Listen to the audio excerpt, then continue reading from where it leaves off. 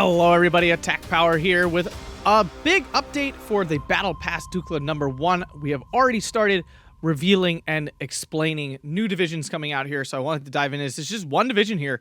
It is the first Czechoslovakian Army Corps. So we're going to dive into this, check out the history and stuff, and then see what is filling out in this division, see if my earlier predictions were in any way accurate whatsoever. Again, those are total stabs in the dark, so we'll find out soon. If you enjoy this, smash that like button, subscribe for more SD2 content, consider checking out that Patreon link down below, along with the YouTube membership. Thanks a bunch, everybody, and here we go. Hot on the heels of last week's Steel Division 2 Dukla recap, we are back for the very first division. In today's blog, we spotlight the Allied 1st Czechoslovak Army Corps. I really thought they would do them in pairs, like the way they introduced them, but we're going to get one at a time here. All right, the first Czechoslovakian Army Corps was a Soviet-controlled fighting force Czechoslovakian army in exile. It was also known as Svoboda's. I know you all love this. Svoboda's army after the wartime commander Ludvík Svoboda. The Corps started as a mere battalion, the first Czechoslovak Independent Field Battalion, which had the honors of being the first premier foreign unit to fight alongside the Red Army. Formed by Czechoslovakian refugees living in the Soviet Union, Slovak POWs and defectors, and the Soviet citizens of Czech origins, the formation first saw light in 1948. So, it looks like here, they just, piled a bunch of criminals with them, right?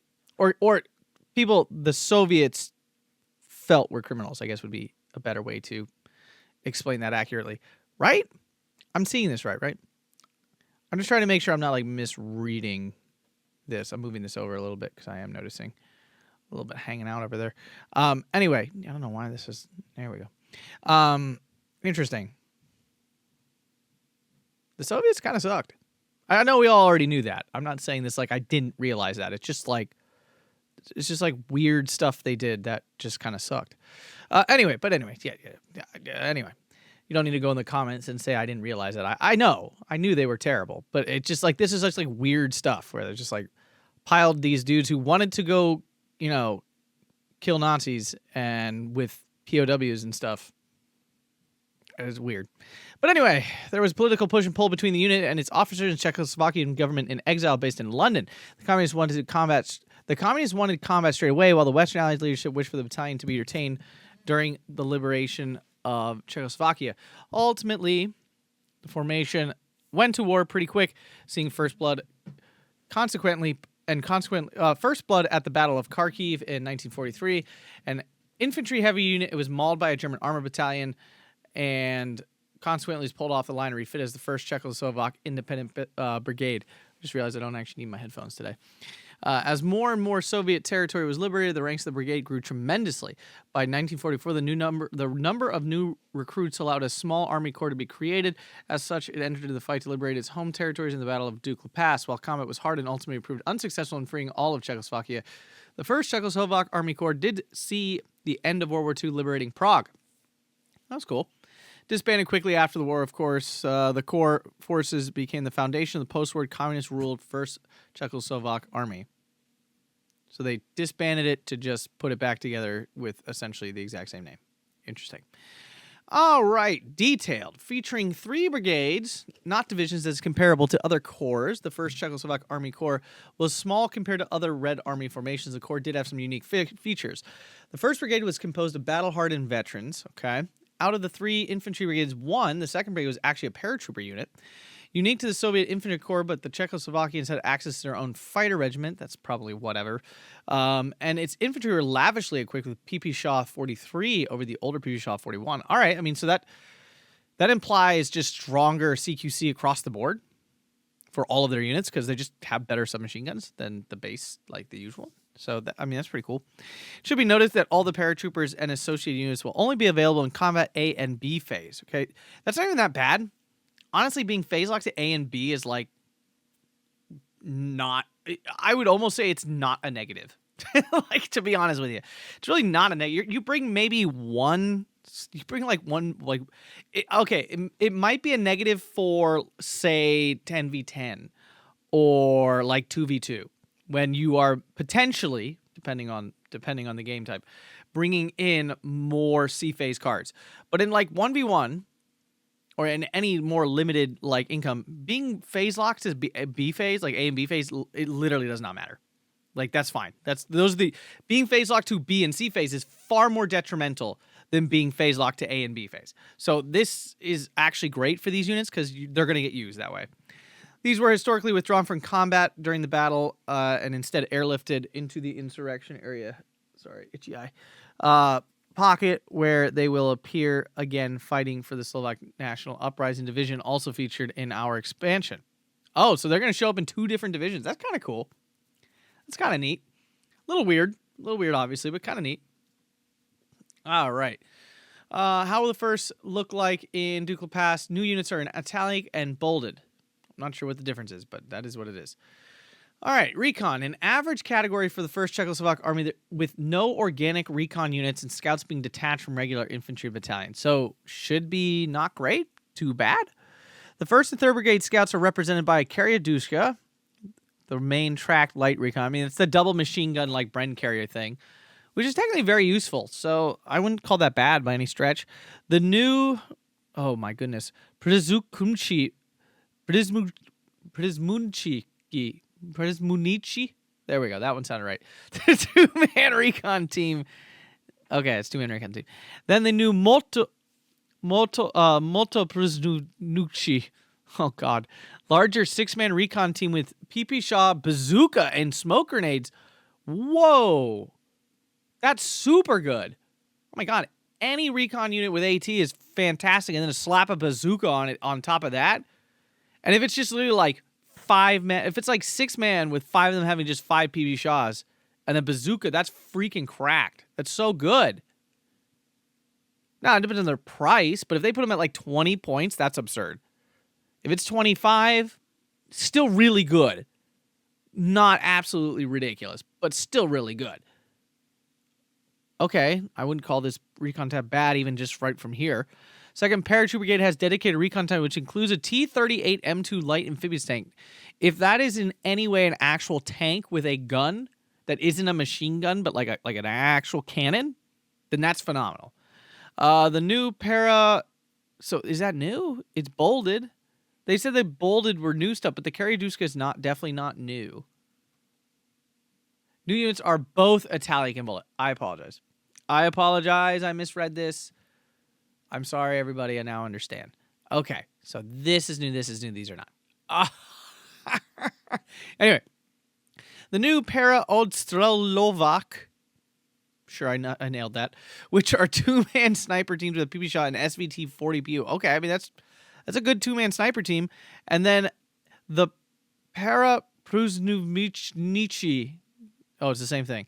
Being a heavy 9-man recon team with PP Shot 43 and DT machine guns plus smoke and grenades? What about this is average? This seems great. The only thing it's missing is like some sort of fast, annoying armored car thing, which I know these days is a big deal that's not there, but that's still like, that's good. Like, this is a good recon tab. I mean, if you get one of each of these, you take this, you take the snipers, maybe you take these tanks. And you have plenty of options now. Like from a cost, like AP, like activation points, maybe it's limited. I don't know, but this does not look bad from a unit composition standpoint. Infantry, very good category for this battle group. All right, as we expected. The regular 1st and 3rd Brigade include all new units. The Strelcy rifle squads come with regular SVT, PTR, and command variants. I'm assuming this is like the Strelcy in the Polish brigades, the Strelcy in the Strelky in like Russian brigades, but just I'm gonna lean towards it being just like the better versions found in the Polish brigades. That's what I would gather this is like. Sapori, which are combat engineers. They're calling them new, but it just feels like a different name for the same unit. I'm sure they're new models. And new technically to the game, but I have a feeling these are just copy and paste Russian units. Samopolnichi are similar to the Soviet Avto squads, okay, in regular and common variants, armed with a mix of PP Shaw and PP Shaw 43. A few Soviet Motov Avtomatchiki fielding a DP-28 are also present. So this is new from B phase, as it was attached with a 12 Guard tank. Okay. So it seems like a lot. I mean, it seems like you got a lot of CQC options here. Like very strong in the CQC department. As many Soviet divisions are. The Tankovi Strelci are similar to Tanko Desaniki. Okay, so it looks like you just get like an upgraded Soviet infantry package here. But then we also have the paratroopers from the 2nd Brigade, which are phase locked to A and B phase, and like we talked about, doesn't really matter. No, the VDV do they have a rate of rate? I'm assuming they do. They're not the first Russian paratroopers. The Parasutsitsi come in regular DT, engineer, and command variants, and no description of what that means. Like DT variant? What does that mean? Is it obvious? Should I know? Is it like Strelky DP? Is that what that's like? DT? I should say DT. Interesting. Very interesting. These could be very strong. They could also be total whiffs, but I have a feeling they're going to lean towards the strong side. Then you also get the Penal Company provides a 20-man strong Tresny Strelcy squad. So I'm assuming just like a Strafniki, essentially. This is a lot of options. And this is good. I mean, it said it was good. It is very good. This seems pretty darn good. I have a feeling you probably always take these things. So you probably always have this. You take some amount of this. You take the Tanko Desaniki, essentially. You probably take whatever this special Moto Avto thing is. If the parachuters are better than Strelky, you take the those. Seems pretty good. Tank tab. The Corps' own tank brigade was quite limited at the start of the offensive. The formation later received reinforcements from the 12th Guard tank. Okay. So only limited numbers of T-38 amphibious thingy-majigs, which I can't remember what this unit is. I have a feeling it just has machine guns, but I could be totally wrong about that. T-70 light tanks. T-70s are great. This is a great unit. T-3476, 1943. So this is the low armor variant, but it's just the fact you get T-3476s is great.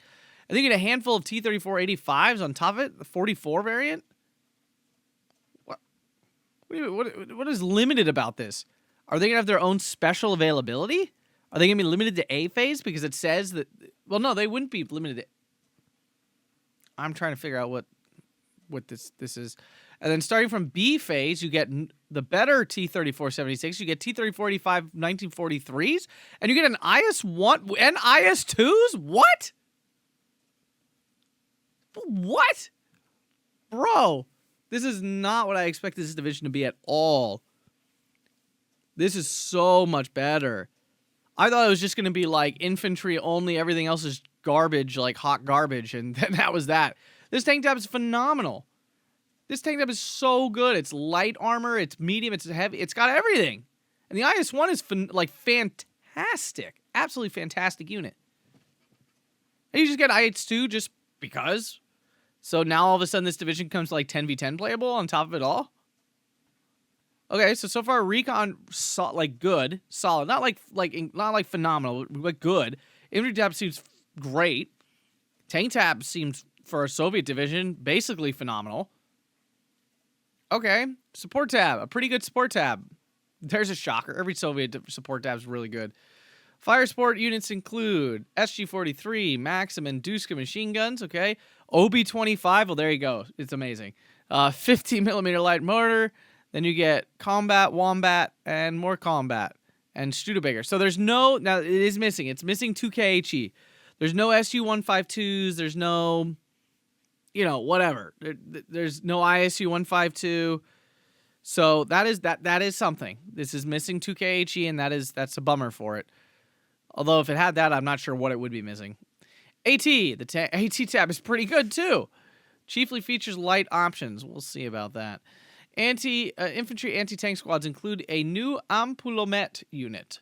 Original Czechoslovakian infantry in the Red Army were initially given older weapons. These were never fully replaced in the brigades when they were expanded to a corps size, meaning they still found in the rank and file. This particular weapon is basically a tube launching a green sphere filled with phosphorus. Intriguing concept. clearly obsolete when it was designed in 1941, and especially so in 1944. However, it remains an effective long-range flamethrower-type weapon useful against... Okay, so in your anti-tank tab, you get basically an anti-infantry unit.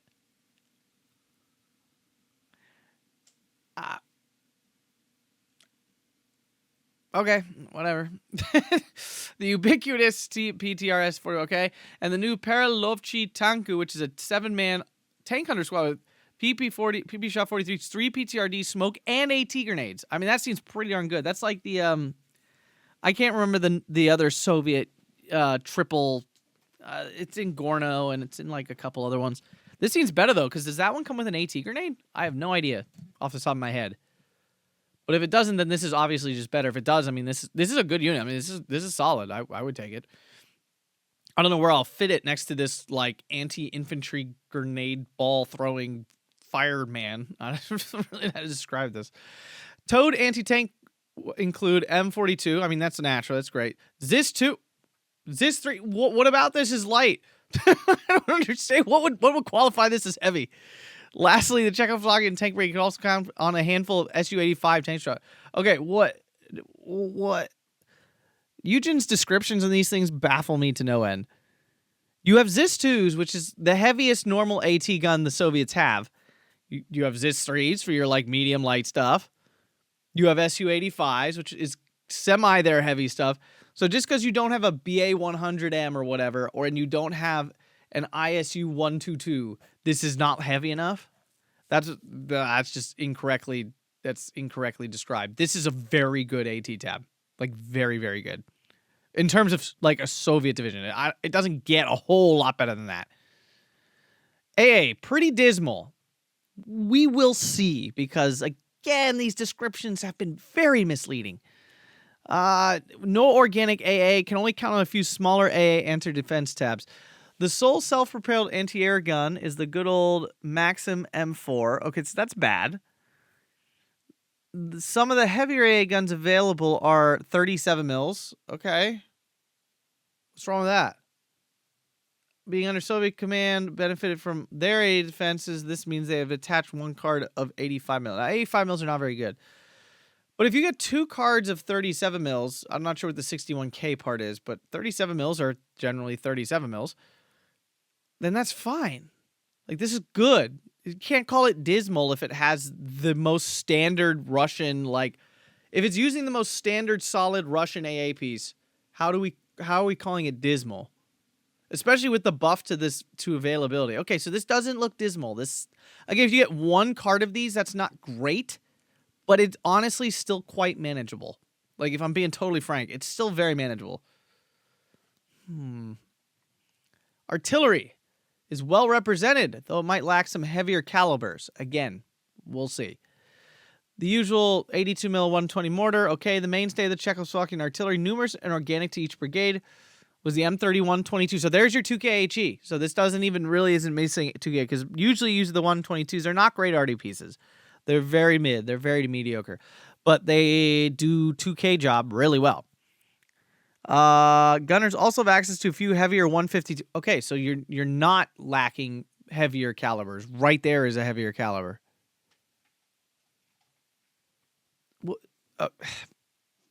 Okay, anyways. An earlier war gun that found its way into Czechoslovakian main arsenal was the 107 field gun. Although light and a much longer range than the M30, it could also be used as a very good anti-tank gun with better performance than the ZIS-3. I mean, that seems great. I mean, this seems it's lacking rocket stuff. You don't get any rocket things. It doesn't look like you get any off-map either, which I'm happy about personally. But, like, you know, in terms of, like, is this a good division or not? It's one less tool. But I love how they say lacks some of the heavier calibers, and right here's a 152. Does it need a 200 mil to be, like, heavy? Okay. Whatever. Air average with the Corps owned air regiment flying LA5 FN in fighter and fighter bomber rows. However, this formation was removed before the Battle of Dukla and sent to help Slovak. Okay, Soviet Air Force will help out to provide the rest of the air cover. These come in the form of P-39 recon planes, IL-2M with HE rockets, the IL-2M3 B-25 Mitchell, and P-2 bomb. cluster load. Is it average or is it really good? Because P2s are phenomenal. P25s are fine. IL2, I think that's the cluster one, which gives you clusters. Like cluster AT, which is nice. Like really nice. The LA5FN is like a whatever fighter. It's not super good. If it's what I'm thinking of, there's like 2 LA somethings and I can't remember which one's the good one and which one's the not good one. The point is, it's fine. Like this is a good. This division seems really good to me. Actually, like top tier Soviet division. Like unless this is worse than it looks like here in the description, like significantly so, this division seems absolutely phenomenal. Like again, like A tier easy, potentially one of the best Soviet division. It's got everything. It's got a great tank tab. It's got really strong infantry. It's got solid recon. Its support is fine. Like this is like maybe the most lacking thing. But even then, like Soviet support tabs are like, in my opinion, noticeably better than most other faction support tabs, just in like a very like base level. Like everything in it just seems to function better than everybody else's. So, you know, you still have the 2K from the Arty. Your AT tab is excellent. The AA tab, again, this could be the problem area, but if you have 37 mils, and especially if you have more than one card, then this tab is absolutely fine. Your Arty is fine. I mean, if this M660 gun thing is good, then this could be actually a really good tab. You could bring the 122s to give you the 2KHE. The air tab seems fine. This division seems excellent. Like honestly, like excellent. I'm waiting to see how. Obviously, I have no idea how the other ones are gonna play out in terms of description, but from a base level, this division went from one I was like, probably gonna be mid to like, I think this will be one of the best divisions in. If this is not one of the best divisions in this DLC, then this DLC is gonna be absolutely cracked beyond belief. That would be my that's my review of this division. So if you guys enjoy that, smash that like button, subscribe. Thanks a bunch, everyone, and have a fantastic day.